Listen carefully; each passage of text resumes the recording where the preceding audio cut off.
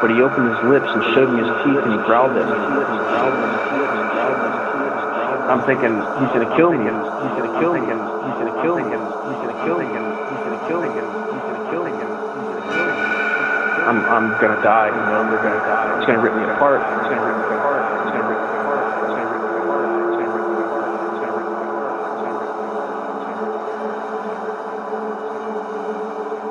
apart. I'm thinking, he's gonna kill me. He's gonna kill me. He's gonna kill me. He's gonna kill me. He's gonna kill me. Leave me alone. Go away.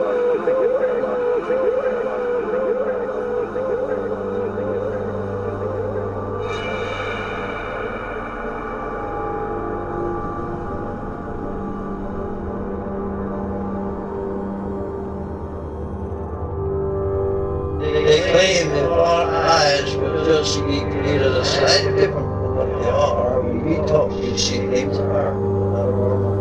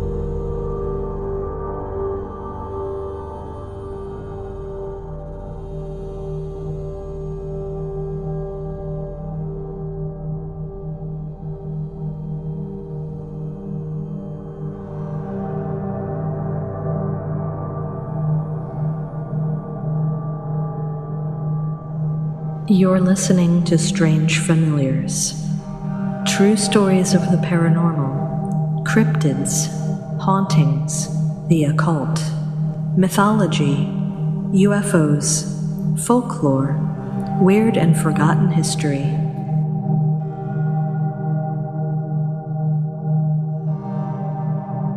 Please make sure to like and subscribe to Strange Familiars on iTunes, Stitcher, YouTube, or wherever you are listening. Please share the Strange Familiars page and episodes on Facebook and other social media.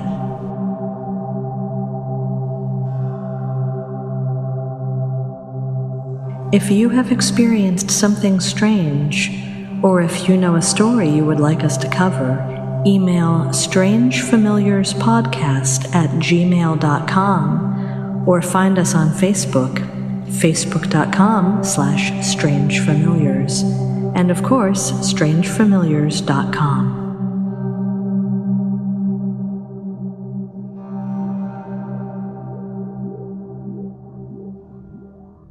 Welcome to episode 9, Bigfoot Yesterday and Today, Part 2. Just a quick note before we start, if you like what we do on Strange Familiars and you want to hear more, please consider becoming a patron. Go to patreon.com/strangefamiliars. We have several different reward levels with t-shirts, books, pins, vinyl stickers, and more. Even $3 a month though, you can get bonus content. That's extra patron-only shows and more. Check it out. It's patreon.com/strangefamiliars. Thanks to all of our current patrons. And just so you guys know, we're working on a new patron episode now. I also want to thank everyone who stopped by to see us at the Harrisburg Comic Con and the Lancaster Punk Rock Flea Market. I was happily surprised at the number of folks who came up and said they were listeners. Some of you shared some great stories as well. So thanks for coming out. It was great to see everybody. I'd love to meet you. We have a couple more events coming up this summer. I'll let you know when those are happening.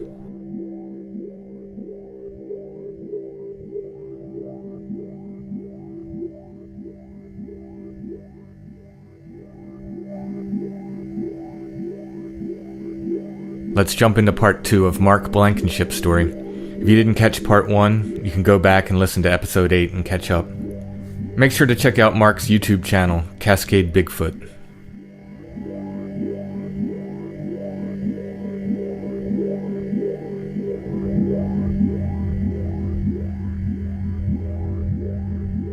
So I drove out there. Normally getting ready for one of these trips, it takes a whole day to get ready. You got to download all the stuff, the footage from the previous visit on the memory cards on your computer. You got to charge all the batteries. There's the whole things you got to do. It takes a whole day. It takes like 8 hours, to do all of it, And so it was Monday morning, early Monday morning. I just grabbed my backpack, a bottle of water. I had a 44 mag in a holster and the camera. And I drove out there. I had no audio equipment, no video equipment, nothing. I thought I'll just hang it and leave. So I get out there. I thought, okay, I'm going to walk in. I'm going to park the truck way back, and I'm going to walk in. So I parked the truck, and I originally thought it was, when you drive on the highway, it's easy to figure out a distance as far as like a half a mile or a mile. But when you get on a windy logging road, it's hard to figure out. I originally thought it was maybe half a mile, but later on I ended up figuring out it was about a mile. I walked in. It took me 45 minutes. I would stop and listen because I was nervous. Didn't want to be out there alone, but I thought I got to hang this for John, So I get to the spot where I've been hanging those thumb cameras, and I was only going to walk in 100 feet. And this is, man, I don't even like thinking about it. I tell the story, but so I step off the edge of the road. I got to jump over a tiny little, what I thought originally was a ditch, but it was just a wet area. I got to jump over some water. And the forest is real thick with moss, and there's a small fallen tree, maybe 2 feet in diameter. I got to step over, and I didn't get that far in. I maybe got 30 feet in at the most, and I'm looking down at the ground trying to figure out where I'm stepping, and I'm trying not to trip and fall.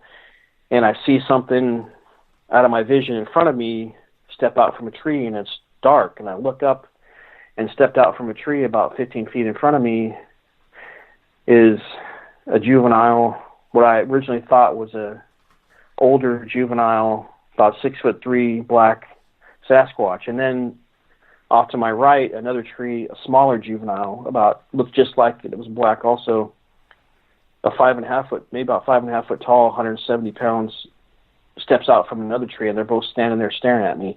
And this whole encounter lasted maybe 30 seconds.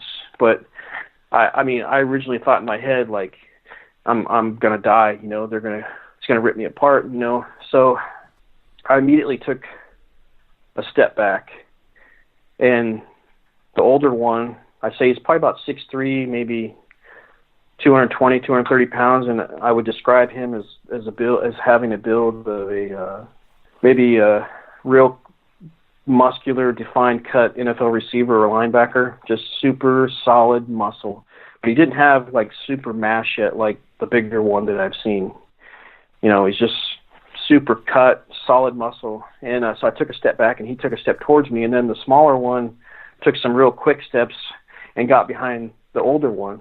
And I didn't see the smaller one at any point after that. And so I'm looking at the bigger one, and I look down at his hands, and his hands are hanging, real low, down his thighs, almost to his knees, and I see he's moving his fingers, and I see his nails. His nails are like kind of an orangish, yellowish color, like almost like he had nail fungus, kind of, And so I took another step back, and he took another step towards me, and this time he didn't open his teeth, but he opened his lips and showed me his teeth, and he growled at me, and he kind of motioned with his lips, kind of in a weird gesture, he's like. So I immediately turned, out of fear, I had a 44 mag on my hip, and he's, at this point, his steps were bigger than mine, so he's about 12 feet from me. I don't want to take a shot, and so I turn and I start to make a break for the edge of the road, and I'm a disabled vet. I have a hard time walking, and it's hard to run. I walk with a heavy limp, so I'm trying to get over the log and get to the edge of the road, and I took maybe one step, and he was already on me, not touching me, but I can feel he's right behind me, And so I make it to the edge of the road, and I put my foot on the gravel in the road, and he hit me from behind. I don't know if it was a fist, a palm of his hand. I think it might have been a palm of his hand, like a hit and a push, but he hit my backpack between my shoulder blades, and I flew and rolled head over heels and landed on the opposite side of the road. And I landed on my left side, and I had my backpack on, and I was trying to roll over to my right and reach down to my holster and undo it. And I noticed he's over my right shoulder right behind me. And I'm thinking he's going to kill me, but he turns and he starts to walk across the road away from me, and I have my hand on the 44, and I'm thinking, I could put 6 in his back, but he's not a threat to me at this point, But I remember watching him walk away. I mean, it was like his calves are solid muscle, his thighs are solid muscle, his V-shaped back. I mean, he just super ripped. I mean, his hair was really short on his body, just solid muscle, and his butt was covered in, looked like a bunch of dried feces, And I didn't smell anything though. They didn't have an odor to him, and so he walked back into the woods, and I got up and I made a heavy limping jog back to my truck, just freaked out like they're gonna come after me, they're gonna kill me. The whole way back to my truck, it was the most scariest thing I've ever been through, So I can imagine. Get there and I get in my truck and I close the door and I throw the keys in and I like tear out of there, and it's 30-minute drive to cell phone range, and I call my buddy and I told him what happened, and he's like, man, you went out there alone? And I said, dude, he goes, did you get any footage? And I said, no, I just grabbed the stuff and left. There was no planning involved. I just grabbed it and left, and I had no camera, and he's all, man, we got to go back and get revenge. And I said, no, he could have killed me and he didn't. He sent me a message, and I thought about it. What happened is I've left food there so many times for them that somehow they knew I was there, and they thought, like, that guy that leaves those red things and those candy bars is here. When he leaves, when he puts the food down, we'll get him when he leaves, Well, I didn't. This time I walked in on him, And I think by him hitting me, as soon as I put my foot on the gravel road out of the forest, he hit me from behind as if to say, like, you don't come in here. You stay out here. Don't come in here. I told that story quite a few times, and other people were saying, he was showing his dominance over you by doing that. And so that's fine and dandy. I said, as long as he didn't rip my head off, Sure. Did the face on the young ones look different than the older one you saw? No. In fact, these two look very similar. In fact, they didn't look anything like the first one I saw. The first one I saw had no hair on the face, and his hair was silver. Like, the first one looked like he had Down syndrome, These two were more apish. They were black, short hair. If you were to put hair on the big one, the same kind of features where it had a human hooded nose, the eyes were inset, the lips were the same distance from the bottom of the nose, and the lips were real wide on the face, but these two looked more apish for some reason. I don't know, maybe it was the color of the hair and because they had hair on the face. But I remember looking into the bigger one's eyes, and they were black, but I could see a slight amber tint where the retina is, maybe, just this kind of amberish tint in his eyes, Yeah. And when he showed me his teeth, they were like human teeth, but real big, almost like horse teeth, but they were yellow and brownish, obviously, like he never brushed his teeth, obviously, but, he didn't open his teeth. He just gestured with his lips like maybe chimps or apes do, It's kind of this weird, growling gesture, and then, he's moving his fingers, at a rapid motion, and I remember looking at his fingernails, and, and yeah, I mean, it was pretty scary. So I told Doug, I said, I'm done, dude. I'm not doing this anymore. I'm done. And so,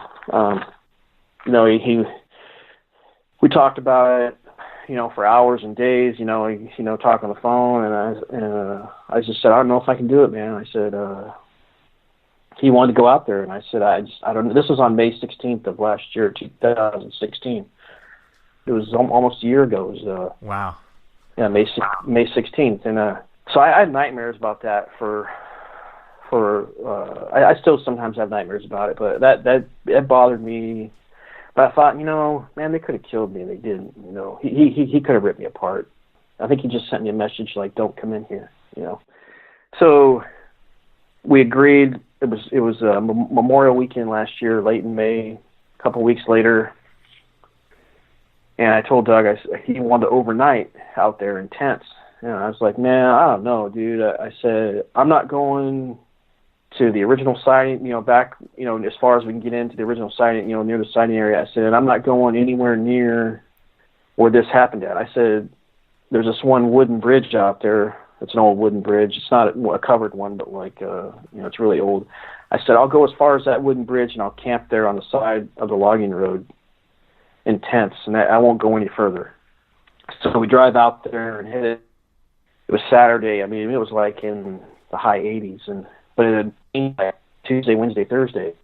And so we get to where that bridge is, and we drive across it, and we pull over to where we're going to camp, and it was heavily shaded, but it was all muddy. And I said, oh, man, I said, I'm not camping here in the mud.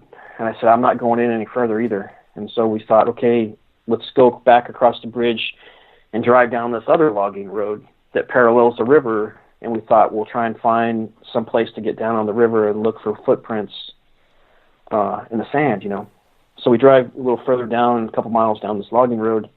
It kind of parallel. You can't see the river through the woods, but it's over there, and it's a little kind of flat. And we found this little dirt turnout. It looked like an old road, but it was real overgrown. And so I said, hey, let's turn in here. And it looks like it heads towards the river. So we turn in there, and we're pushing through tree branches. It's so overgrown, and we come to an opening. It's maybe 60 feet wide and a couple hundred, maybe 150 feet long.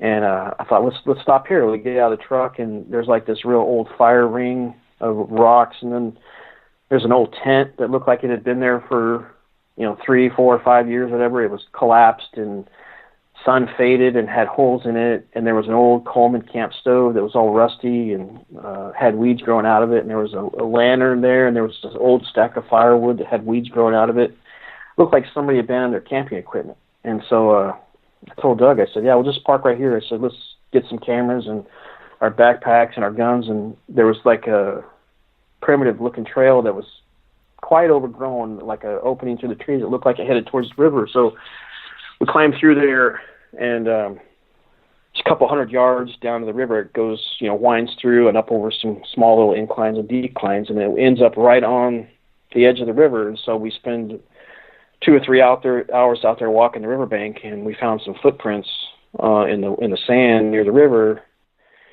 And so we decided, okay, let's go back to the truck. Well, both of us had worked all night Friday night, and now it's late Saturday afternoon, probably 4 or 5 o'clock. And I thought, man, this looks like a good place to camp. I said, we'll just camp here, and it's pretty quiet. So we cooked on his bed of his tailgate of his truck. We had some steaks and then some baked beans, and we ate some potato salad, and we set up our tents. And but both of us forgot to bring a camping chair. And by the time we finished eating, got everything cleaned up and put away, it was after 7:30. And here, that late in Washington in May, it doesn't get dark till around 10 o'clock at night. So we're sitting in the truck. It was still light out. It was maybe pushing 8 o'clock, sometimes 7:45, 8 o'clock, and I'm in the passenger seat, he's in the driver's seat, and I'm kind of nodding off, and we have the windows down, and off in the woods to the left, maybe 50 yards away, we hear this loud whoop, woo, and then an immediate response behind the truck in the trees, another one, woo, and then an immediate response to the right of the truck in the trees, woo, and I'm just like, man, did you hear that? And he's like, yeah, and I said, dude, man, there's something's going on. I said, I can't do this, man. I can't do it, And he said, well, maybe, this is all coincidental. Maybe they'll just observe from a distance. And I said, and he got the keys to the truck. I want to leave. He doesn't want to leave, and I do not want to be there. And I thought, man, something's going to happen, I don't want to be here. So at that point, we had already used the camera equipment. We were still only 6 or 7 months into this. I didn't have very much camera equipment. My audio recorder was already, taken by one of them in the bucket. We had no extra batteries or nothing. We were just going to camp there and then leave the following morning, because we had used them all walking around on the riverbank earlier. So I grabbed my backpack, and I had my tent, my sleeping bag already in the tent, and I had 2 handguns. I had a 45, and I had a Smith & Wesson 500, a 50 caliber revolver. And I thought, I'm just going to get in the tent, and I'm so tired, I'll just try and sleep, and maybe I won't hear anything. So my tent was like 2 feet from his right rear wheel. There was like 2 feet of space there. Doug was another maybe 5 or 6 feet from me, and he had left. He was, I want to look at the stars tonight. He left the rain fly off of his tent, so all he had was the screen above him, which is pretty brave. Doug's a pretty brave guy. Not a lot scares him, He's seen them out there, He's seen one cross a game trail behind us, and he knows what's going on. He's seen them. He's seen the footprints, and he's a little frightened. But he said he's not as afraid as I am. I'm terrified, after what's happened. And so I get in my tent, and he gets in his, and I take my boots off, and I'm laying there it's so hot. I'm just laying on top of the sleeping bag, and I hear this thump on the side of my tent, and I'm like, man, what's that? And well, then I hear another thump, but this time I see an indentation hit my tent. And I thought, they're throwing rocks. And so I yelled out to Doug. I said, Doug, man, they're throwing rocks. And he goes, yeah, one just hit the screen above me. I saw it hit the tent. And I said, I can't do this, Doug. I want to leave. And he's like, he's got the keys. The truck's locked up. I got no choice. He goes, no. He goes, just go to sleep, So I'm laying there. Within 15 minutes, he's snoring, It's still light out, and I hear, that my tent's getting pelted with rocks. And then it got quiet for a few minutes, and then I'm hearing this thumping noise. And it's still if I'd gotten out of the tent, it's still light out. At that point, it's maybe 9:30. It's still light out. I could have got out, but I was scared. I was freaked out of my mind. I wasn't getting out of the tent, no matter what. I'm hearing this thumping noise, and it's like right out, it's coming from all sides of us, and it sounds like it's right outside the camp, And I originally thought, after listening to it, they were pounding their feet on the ground, but I went and listened to some stuff, and I talked to a few other people, and they suggested maybe they were pounding their chest. And it kind of sounded more of body tissue to body tissue than foot on, because it was more of a consistent sound, like they were beating their chest, Yeah. And so they were beating their chest, and I'm just freaked out of my mind, like, they're going to kill us, Doug's snoring away, and I want to leave, and I'm in my tent shaking, really bad. Well, then it got quiet for a few minutes, and then they started with the rocks, and about 10 o'clock it got dark. I remember just laying there, I can't see the sun out of my tent anymore. Now it's dark, and now they're going to get even, they're more active at night. Now they're going to get even braver. They're going to actually come into the camp, So I had my watch on, and about midnight, I hear this, I'm right next to the truck, and if you or a woman has long fingernails and she touches, the hood on a car or something, you can hear a tap with her fingernails. I hear this tapping on the truck, like fingernails, and I hear something slowly move between my tent and the truck, and I'm right next to the right rear wheel, and there's like 2 feet of space there. This thing slowly shuffles past. It's a bipedal. I can hear the steps move past between me and the truck, and I'm thinking, man, it's right outside the camp. Man, it's right outside here. It's it's right next to me. What am I going to do? So I could hear it walking through the camp. So one of them obviously got a little brave and came in to get a closer look. And see if we were awake. Well, Doug's snoring, obviously I don't know if they snore and they know what that is, and I'm just quiet in the tent, I'm shaking like a scared puppy. And then around, I remember at 10:32, let me back up a little bit. 10:32, I heard a tree push over right next to our camp. It's all crack, boom, and it hit the ground. And then at midnight, they came through the camp, but they were trying to scare us off. They didn't want us there. They wanted us to leave, with the rock throwing, the chest pounding, the tree pushover.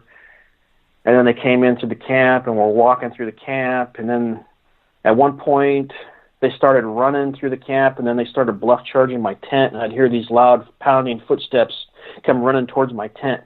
Boom, boom, boom, boom, boom, boom. And they would stop right at my tent.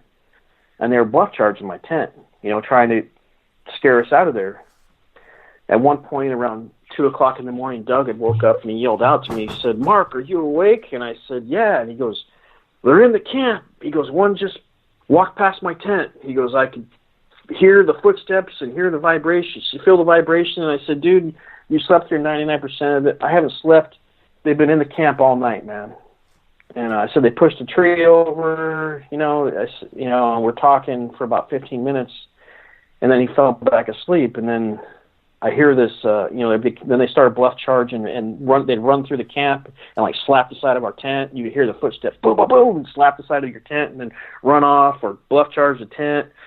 And my entire time I'm in the tent, I'm just freaked out. Well, then I hear the slow footsteps come up to my tent, and I hear this weird kind of crinkling noise, like if you take one of those blue tarps and you squeeze it, it's all crinkling, crunch, crunch, crunch, whoosh, whoosh, noise. And your tent is kind of made, the tub of the floor of your tent is kind of made of that tarp material.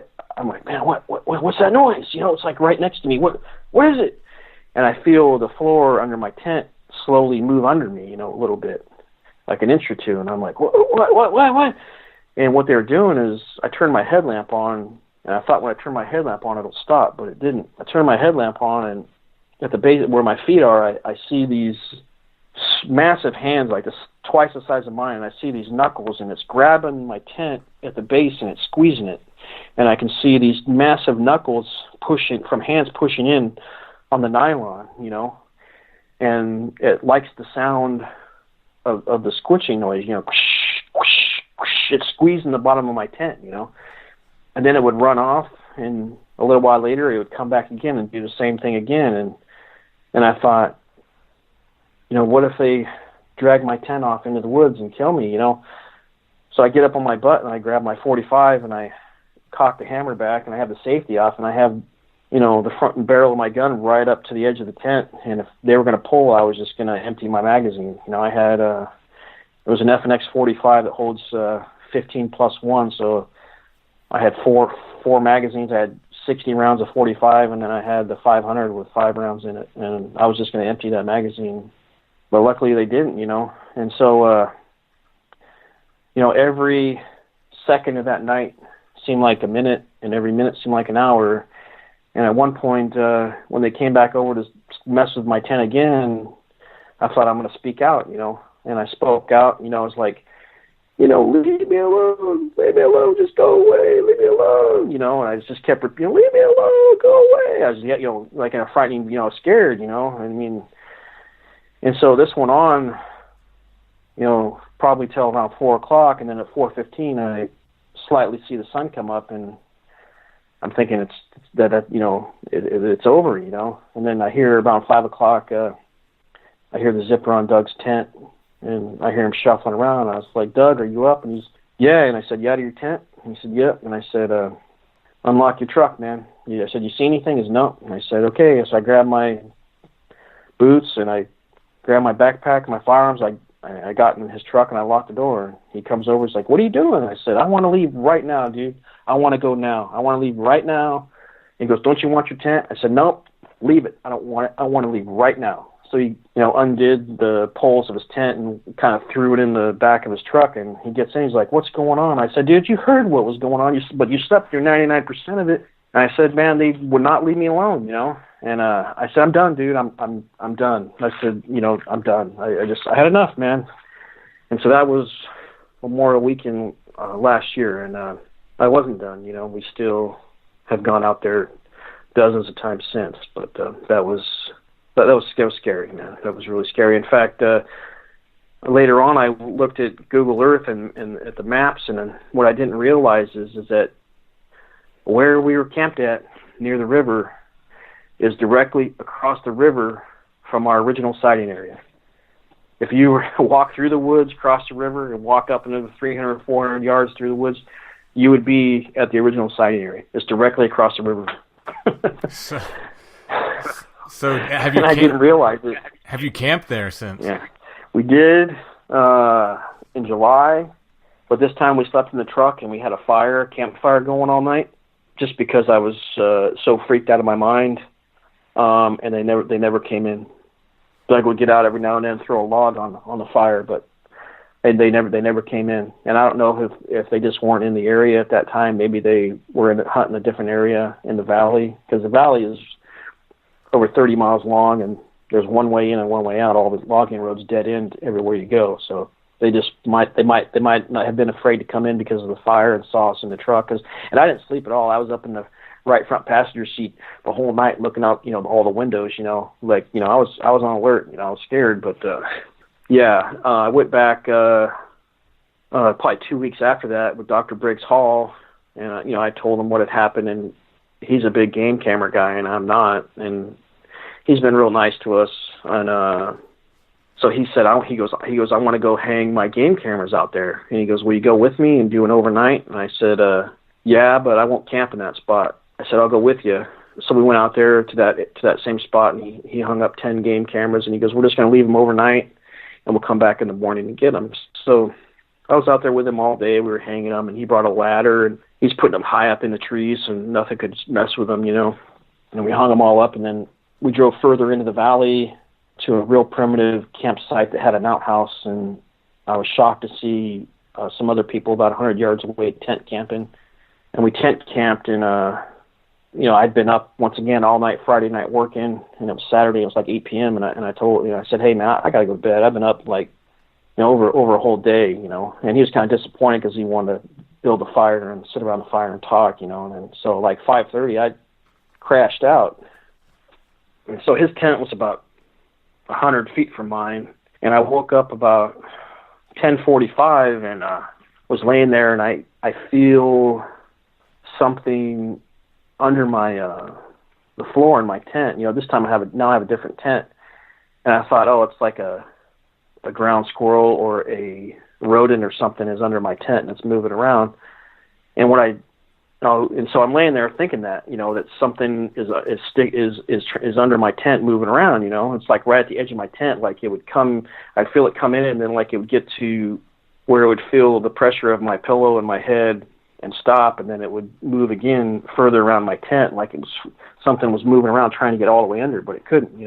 And so then I'm listening quiet. It's dead silent out there, and then I started listening, closer, and I'm hearing bipedal footsteps around my tent. And then I smell something. Like I have never smelled, like all, the encounters I've had, I've never smelled the smell that people talk about.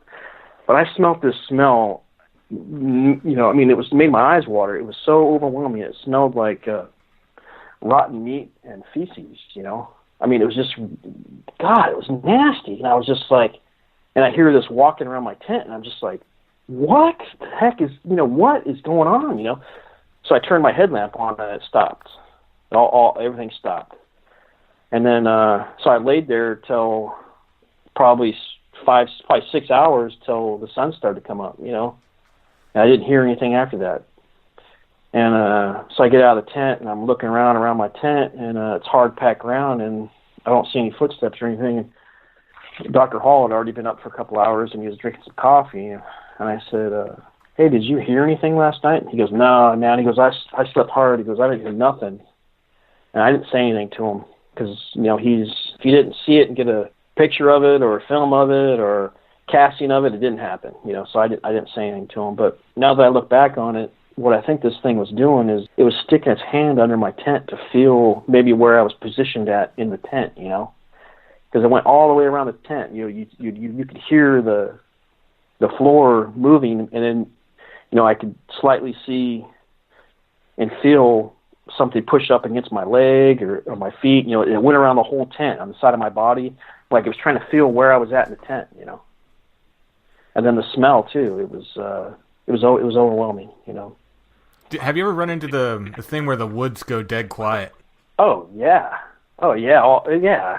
We've been out there before, and there's like birds and squirrels and twerping, and then you go out there and there's nothing, just dead silence. I mean, in the daytime, nothing, just dead. Yeah, that's pretty frightening, man. And there's been times too we've been out there and nothing happened. We've been out there, probably over 4 dozen times, and we've been out there disappointed where absolutely nothing happened all day. We haven't overnighted out there since the end of last summer, but we're planning something coming up here. It's been raining quite a bit, but so yeah, it's been real frightening stuff going on. And I started the YouTube channel. I talked with this gentleman named Doug Hychek, who produced the Monster Quest series, because I wanted to get like some kind of documentary made or something, try and get some of this stuff, on, digitalized, on film, and I sent him some of my stuff, and he got back to me, and he said, listen, he goes, I'm not ready to invest in a Bigfoot documentary right now. He goes, but your stuff you have it's pretty good. He goes, it's not doing you or anybody else any good just sitting on your hard drive. He goes, start a YouTube channel and start showing people.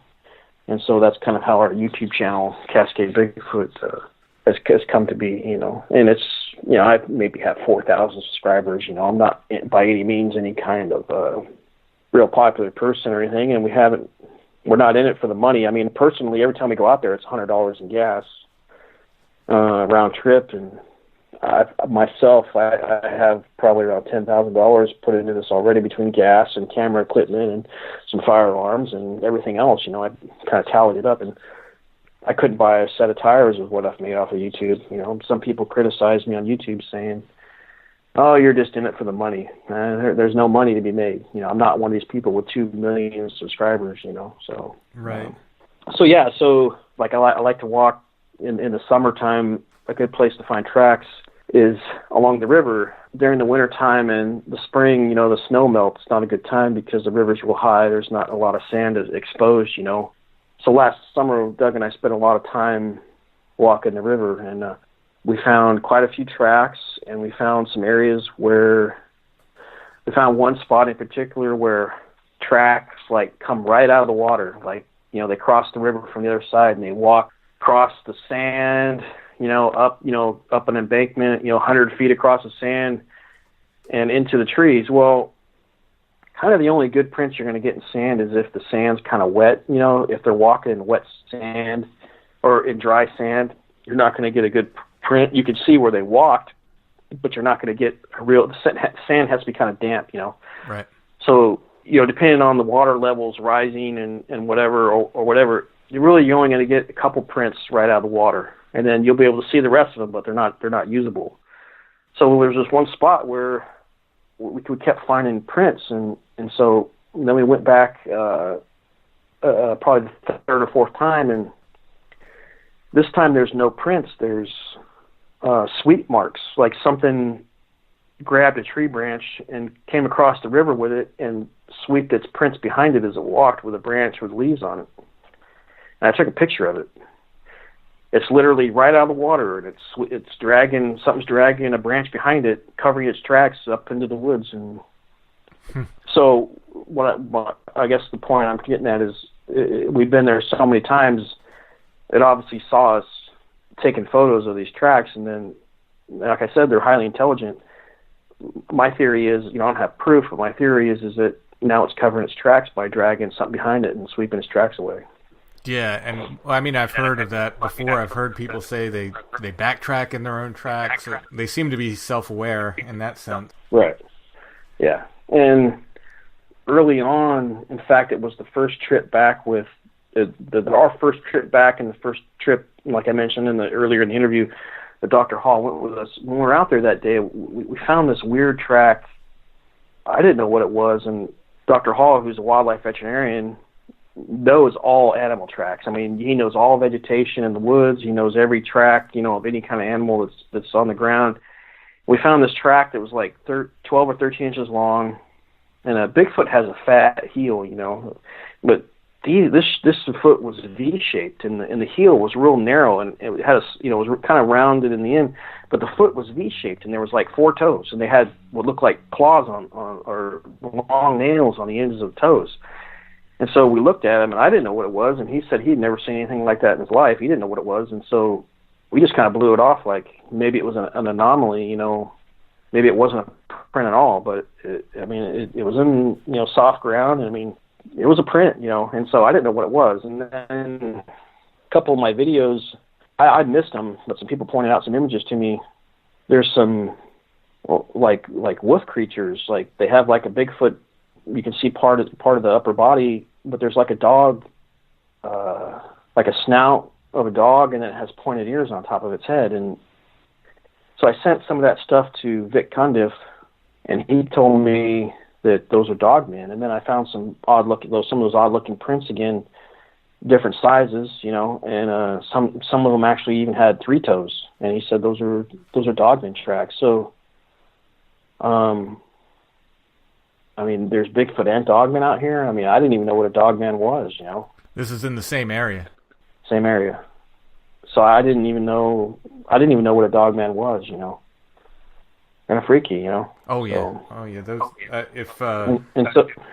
if Bigfoot's scary enough, then you add the dogman on. Yeah.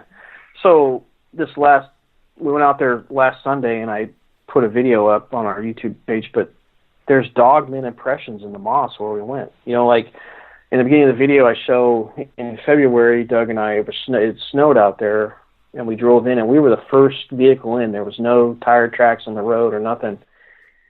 We drove way back in there, and as we were driving in the snow, I had it in 4-wheel drive, and there's probably 6 inches of snow on the ground, and we see these prints cross the road and go into the woods. And so we get out, and I brought the video camera, and they'd have been snowed on. There was probably an inch of snow that fell on them after they were made. But what was really odd about the tracks is they're in a straight line, like a human walks. You can see in the snow, their prints are kind of side by side. These steps are like in front of one of the other, almost in a perfectly straight line. Mm-hmm. And so we followed them up into the tree line, and then it starts to get into some brush and mixture of snow, and the forest retains heat, and some of the snow in the forest had already melted.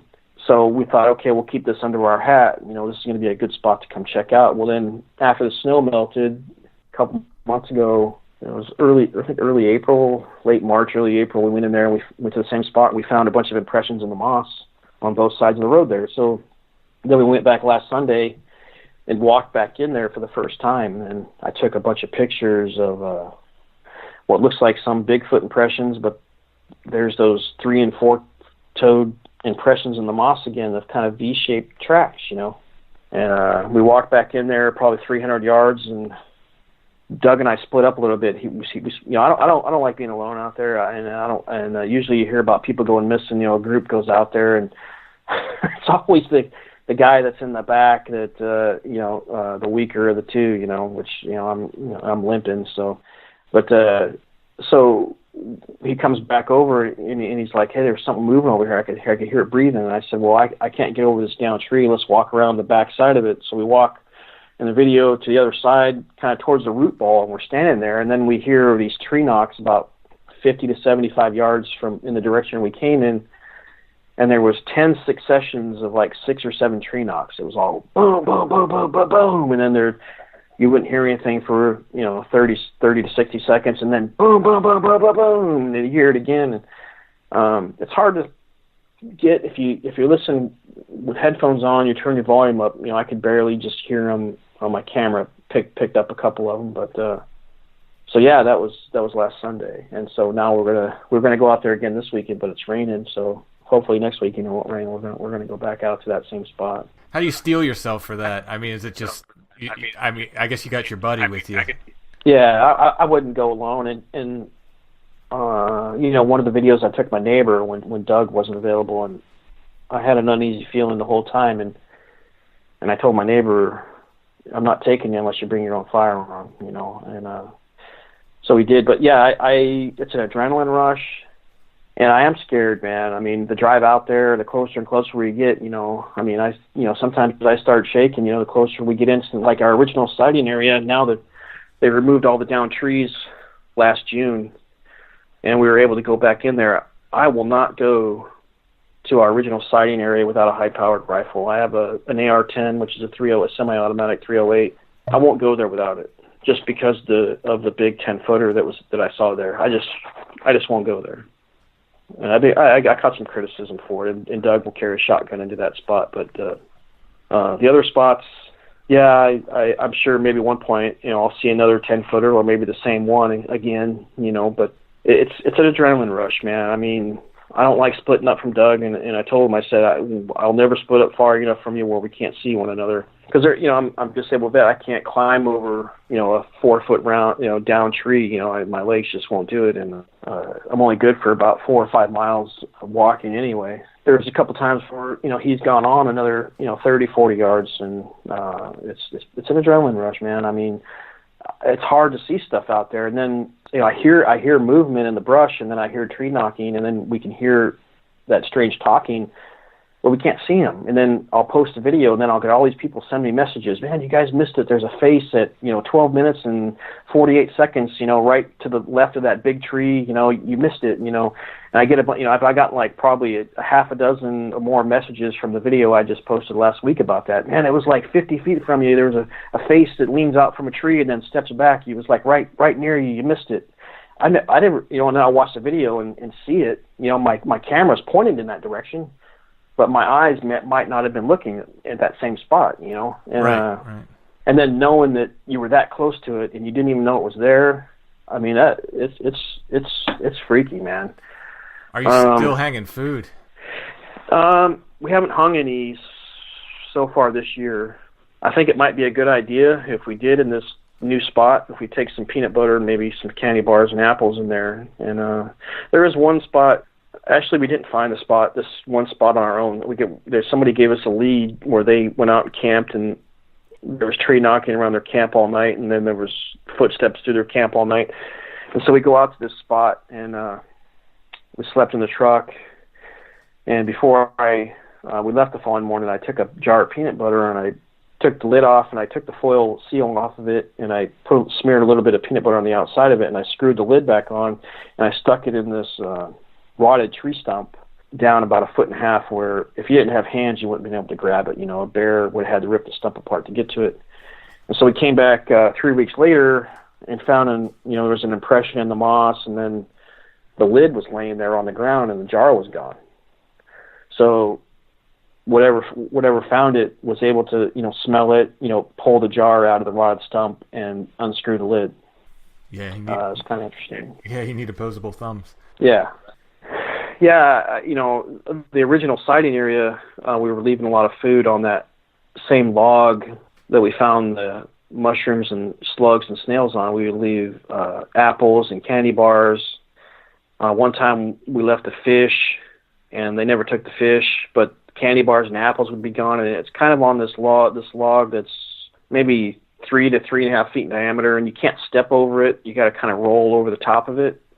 And every time we've tried to roll over the top of it, we'd hear this growling and grunting in the brush, maybe 100 feet beyond that. We've never been able to get over that log. Every time we've tried to go over it, there's always something that's kind of sending us a warning, you hear a grunt or a growl, But we've left food there and then come back the following morning, and we found, I took some photos of some impressions in the moss of footprints, so we know what Squatch has taken it. In fact, one time we went out there on a Saturday just before it got dark, and I took a bucket and we put a bunch of apples and candy bars in it, and I took some paracord and I tied it tied the paracord around a tree, threw it over a branch, and tied it around the bucket and with a bowline knot and pulled it up. So it's probably 7 or 8 feet off the ground, probably 8 feet.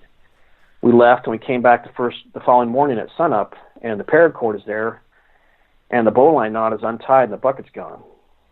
And so we started looking around, and we found the bucket, I don't know, it was maybe a couple 100 feet away in the woods, and it was empty, And so whatever it took, it untied the bowline knot and took the food. The bucket. The cord wasn't broken. In other words, the knot was untied. No, it was untied. A bowline knot, the harder you pull, the tighter it gets. Yeah. And so the branch, it was untied. Yeah, it was untied.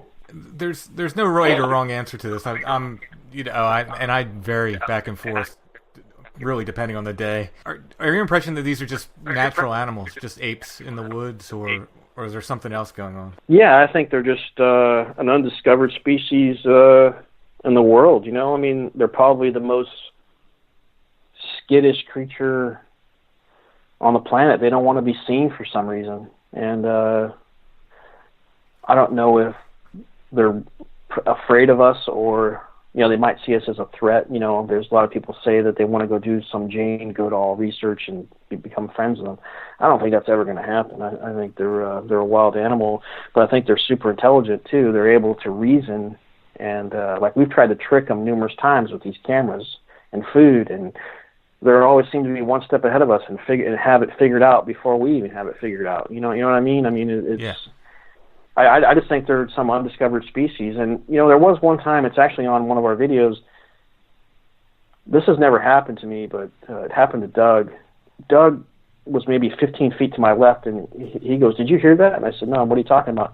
He goes, "Something just yelled like it was in my head. It yelled, 'Whoa!' Like in this," he said, "this real deep commanding voice." I said, "Doug, I didn't hear anything." He's like right next to me. And he goes, "Dude, it was like in my head."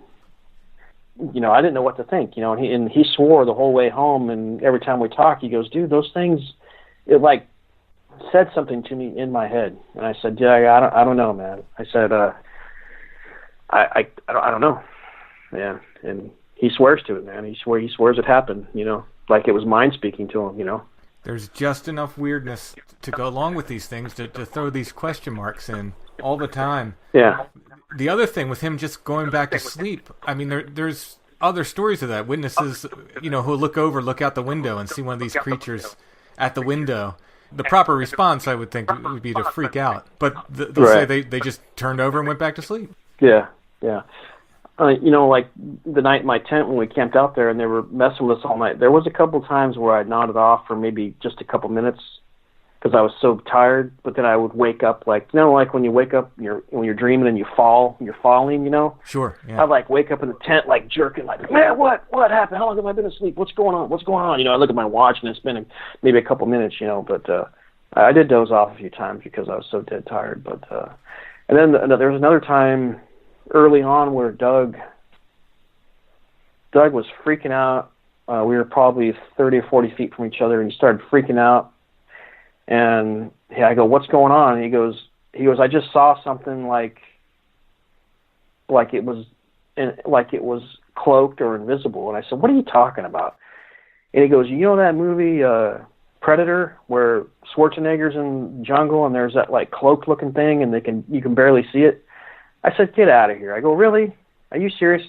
And so we went and found this video on this YouTube page, Barbara Shoop. I think I've seen. Have you heard of that? You've seen that video where it's like some cloaked looking thing that's moving in the trees, And I showed it to him. He goes, "That's exactly what I saw." I was like, "Are you serious?" And he goes, "Yeah." And he's not one to, kid around or lie or something, And so I want to see that, and I want to hear the mind speak too. I haven't heard any of that. I think we've been hit with the infrasound on a couple of occasions where you could feel like a warmth in your body and like a vibration, and you kind of have an uneasy feeling.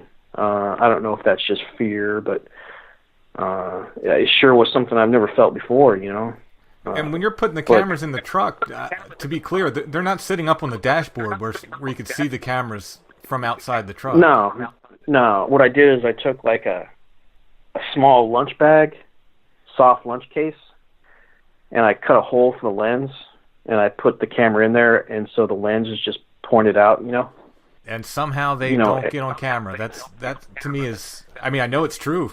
I've seen it, again and again. They don't get on game cameras. See, I think there's something the cameras are given off that we can't see or hear or feel that only they can. There's got to be something to it. There has to be. And like I said, that might be why you're having some luck with your body cameras, because they're always moving. They're not stationary. It might be harder to avoid them. If you're right. Walking around and moving and. Right. Yeah. Yeah. Yeah. And like tigers, I guess tigers have infrasound, right? They send out a sound that humans can't see, or like messes with their prey, right? It like stuns them, causes their prey to So I don't know if they've been hunting us, or I know that we've been surrounded on several occasions. They always seem to, when we go into our original sighting area or another spot where we know they are, I'll always leave a camera on the dash. and we're away from the truck, there will always be rock throwing or something going on at the truck.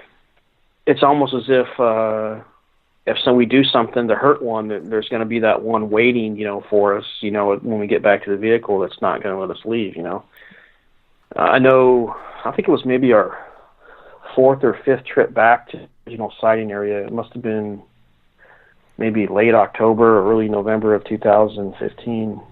We got there and it was still dark.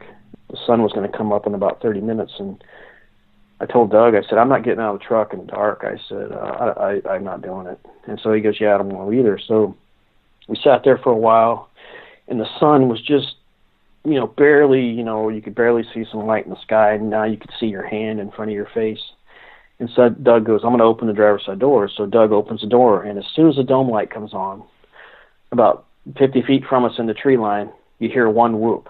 Woo! Just one. And so, and that's happened numerous times where we'll go somewhere and shut the engine off and get out, and we'll hear one knock or one whoop, And what they do is they keep a lookout near the road, to warn the others that, there's danger near, That seems logical. I guess there's a family group or what seems like a family group there. Yeah, and, we talked about doing a video about it, maybe calling it speed squatching, where we know for sure where 4 different family groups are now. Yeah, but they're from where the original sighting area is to the furthest one away, it's like a 17-mile apart, So we thought about maybe trying to hit each one on a day and see, and maybe kind of show to people, hey, there's 4 family groups out here. Go to one and get something to happen, and then go to the next one, get something to happen, and then the next one, and then the next one. All 4 in one day. But I do know that the one spot where we camped that night and they messed with us all night in the tents, I do know that somebody else is researching that area, because I found, you go to the supermarket and you might buy a bag of fruit, and that bag of fruit sometimes is in a plastic bag, but other times it's in like that nylon mesh bag that you would throw away. You tear it open and get oranges or apples out of it, Yeah. Mm-hmm. I found some of those hanging up in trees with string, and they're tore open, the fruit is gone, but the bag has a tag on it that says Kroger, for like Kroger grocery store. Right. And so I know somebody else is in that same spot researching. So I just haven't ran across them yet. So for us who are on the other side and who are enjoying your adventures, I look forward to seeing more. But be careful out there, man. Oh yeah, I will. Yeah, definitely. We know when to say enough's enough, and just we need to leave. It's time to go. I don't know. I'm just hoping that one day there'll be that one that'll step out again when I have a camera going, and be 20 feet away, and I'll, get some good footage, be able to prove this thing. But I don't know. We'll see what happens, So. Yeah. So the best place for people to find you is probably your YouTube channel? Yeah, Cascade Bigfoot. And I have hours and hours and hours of footage that I haven't even gone through yet. So I'm going to try and go through some of that and maybe get some more stuff posted up. But I think I got 16 or 17 videos on there right now. So, but yeah, man, I appreciate you having me.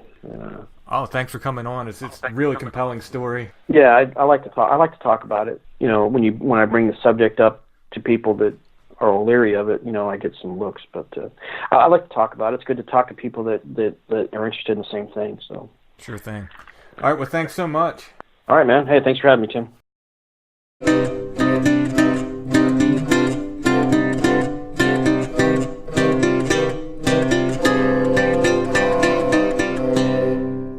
So we flipped things this episode and we put the today before the yesterday. Let's go back in time now with 2 more stories from my new book, Bigfoot in Pennsylvania, which is available on Amazon or directly from me. The first story is just a short note with not a lot of information. You get these in the old newspaper articles, just these brief mentions of wild men. And it's hard to tell if the wild man in question was indeed a Bigfoot creature, or perhaps it was just a feral human or a homeless person. You never know. I still think these brief articles are of interest, though, just to show the sheer number of wild men, whatever they were, that were running across Pennsylvania. The second story is quite a bit longer and offers more detail, but it takes an odd turn at the end.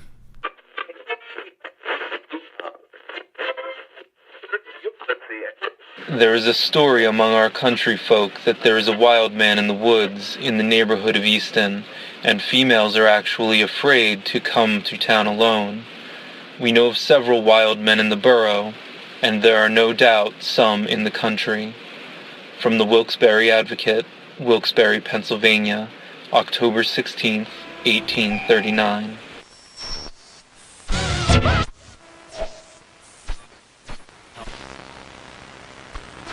A strange story, and whether true or not, our readers can best judge after they have read it.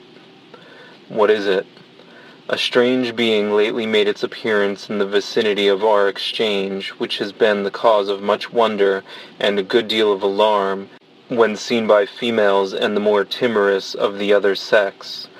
Children intuitively clung more closely to their mothers, and all were observed to step lighter and quicker when near it.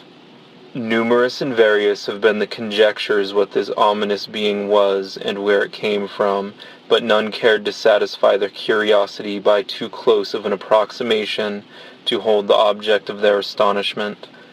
It was about 5 feet high, stood erect, and its features completely enveloped in long hair, as black and glossy as the raven's plume.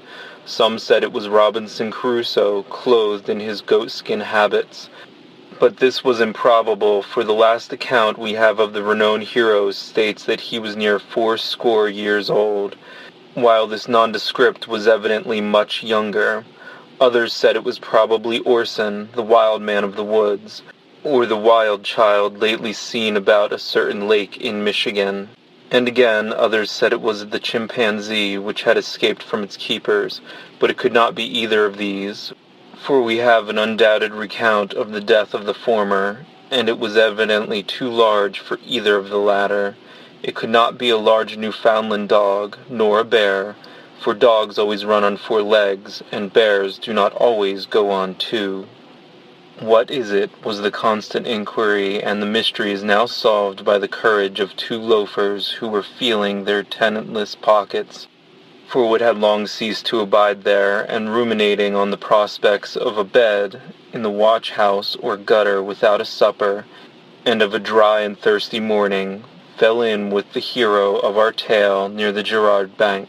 Necessity is the mother of invention, and accordingly they determined upon its immediate capture for exhibition to wondering and gaping crowds. Fortune now ceased to frown, and gold dreams of wealth and splendor were before them. No longer would they trudge foot in the dirty streets, no longer go supperless to bed, nor that bed be the bottom of a watch-box, no longer rise in the morning with killing thirst and nothing to allay it. No, perish the thought, Richard's himself again, fearing naught but the escape of this anomalous being, upon which their hopes depended. They instantly seized it, and all their dreams and glory vanished like the morning cloud, or the fleeting visions of the midnight hour, and left them in disappointment and despair, for it proved to be a fellow who had been so unfortunate as to tumble head foremost into a can of Dr. Jane's hair tonic, and who now remained a monument, proof positive, of the extraordinary virtues of the article. From the Public Ledger, Philadelphia, Pennsylvania, January 30th, 1847.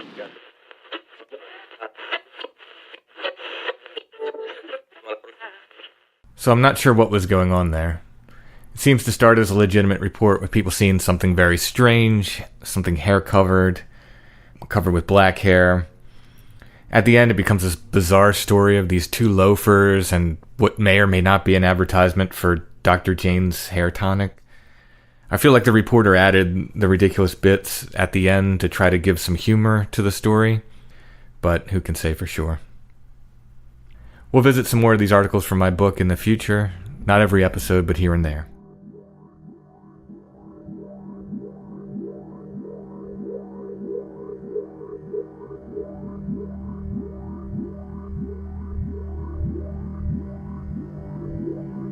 Strange Familiars is a production of Dark Holler Arts, LLC. Music, books, podcasts, and more. darkhollerarts.com.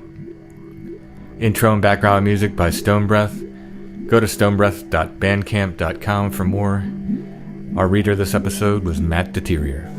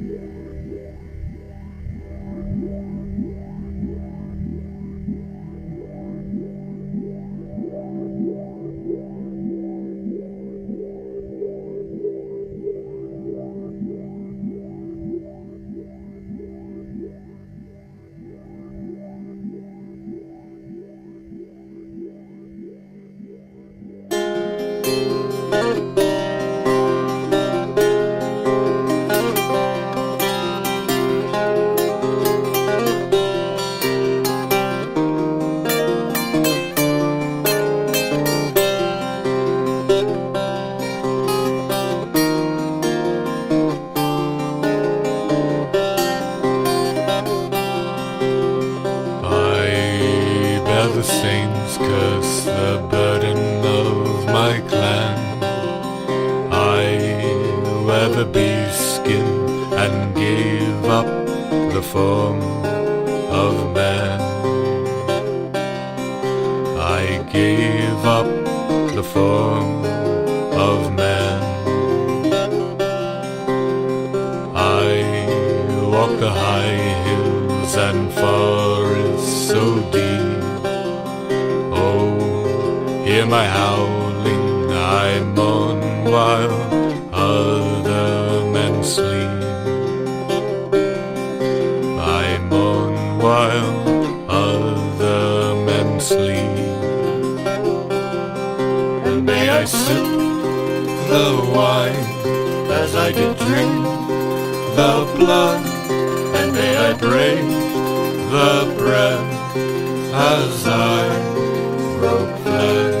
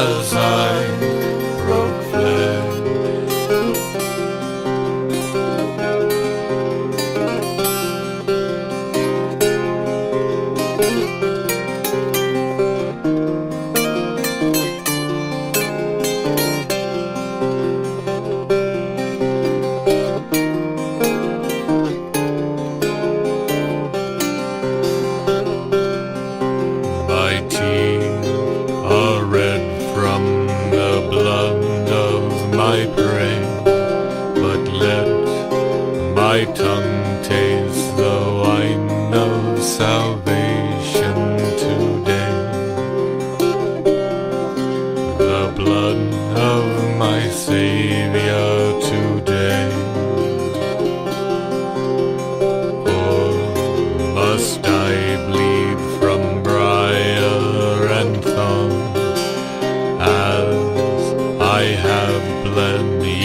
night in this blighted woeful.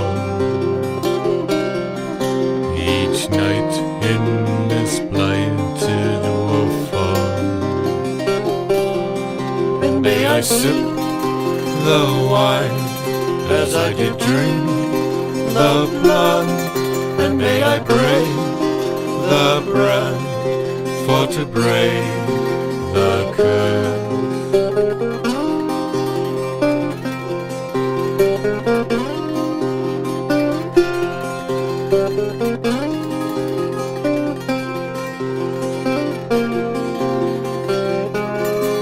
And may I sip the wine as I did drink the blood, and may I break the bread for to break the curse.